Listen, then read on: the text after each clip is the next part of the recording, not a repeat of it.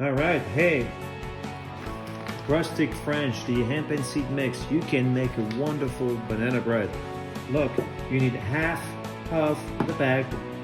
Remember to remove the yeast packet, bananas, lemon juice, an egg, vegetable oil, sugar, baking powder, soda, and some bananas.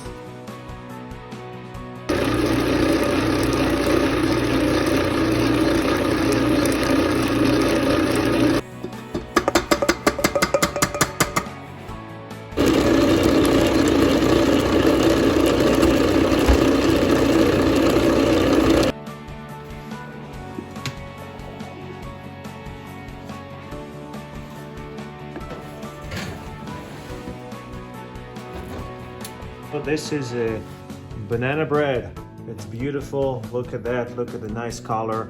And you can see, still some chunks of banana on the top. Let's cut it to see what it looks like. It's really nice and moist. Look at the beautiful texture.